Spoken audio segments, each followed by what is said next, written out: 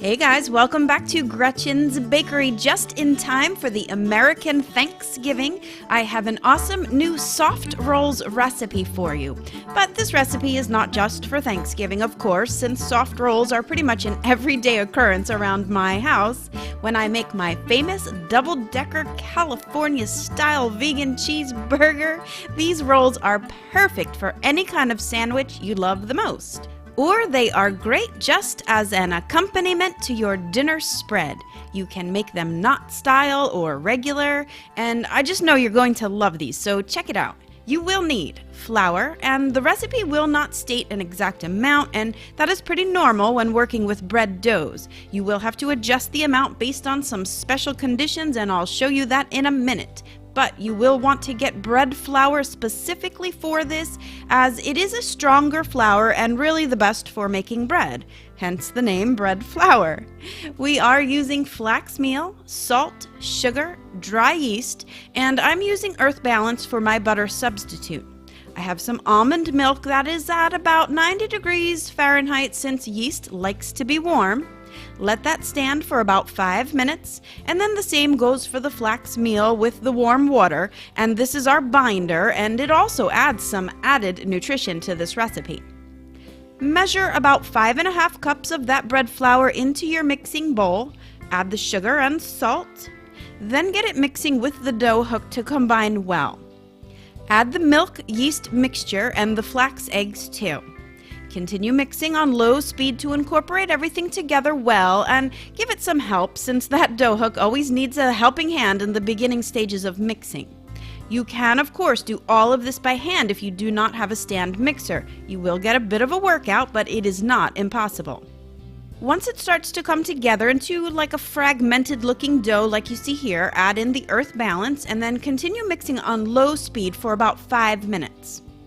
Then give it another flip with your spatula just to help it mix evenly, and then continue mixing on medium speed for another 3 minutes.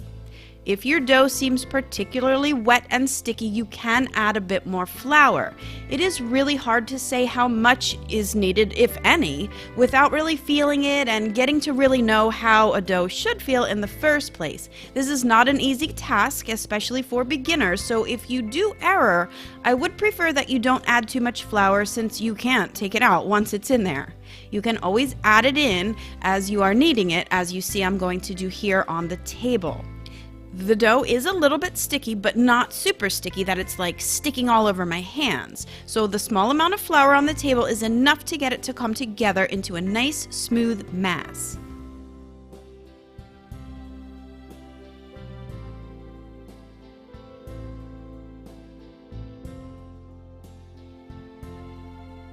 You can see when I poke it, it is not sticking to my fingers or the table, and it is springing back nicely. This is a sign that there is not too much flour, since if there was too much, it would be very dense and not springy at all. Lightly oil a bowl and place the dough inside. Cover it and let it rest in a warm spot to double in size, and this should take about an hour in most normal conditions. Once that happens, you have this lovely, puffy, fluffy dough that is full of gas. Whoops, excuse me. You will turn it out onto a lightly floured surface and then gently press out those gases. With your dough divider, cut the dough in half lengthwise and then into equal-sized portions. I'm just sort of eyeing it here to first mark the dough to make sure that I get reasonably sized pieces. I am using a scale to make sure that my rolls will be exactly the same size at 4 ounces each. And these are definitely for hamburger buns, so if you want smaller rolls for a dinner basket, then just weigh them at 2 ounces each. Next, take each piece of dough and knead it lightly into a ball. Now here is a professional bakery technique for rolling buns to a perfect shape every time. It's sort of like a claw that you will shape your hand over the dough, and while pressing down onto the dough gently, roll your hand around it in circular motions, never losing that position of the claw hand. This will shape your dough into perfect rolls in no time at all. Transfer each roll to a sheet pan with a silicone mat or parchment paper, whichever you prefer, and then repeat the process with all the rolls. Next is the knotted style variation, and instead of rolling into balls, you will just roll each piece of dough into a log and then just tie that log into a knot and you're done. Now, since I'm using my rolls for hamburger buns, I'm going to want to press them flat, but I am not going to do that to the knotted rolls since I don't want them to lose their shape too much. Cover them again and place in a warm spot to rise for about 40 minutes to an hour. They will be fluffy and puffy again, and just at the last 15 minutes of that proofing, get the oven preheating to 375 degrees Fahrenheit.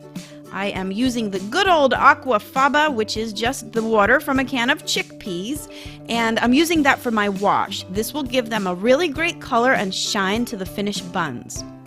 Bake for about 15 to 22 minutes. It really depends on what size you made. Obviously, the bigger your buns are, the longer they take to bake, and vice versa. So the knot style or the sandwich buns, whatever you decide, I know you're going to love this recipe. These rolls are super soft and really have such great flavor. The added flax just really, I love this recipe. Now, let me get to building my famous double-decker California-style vegan cheeseburger with all the works.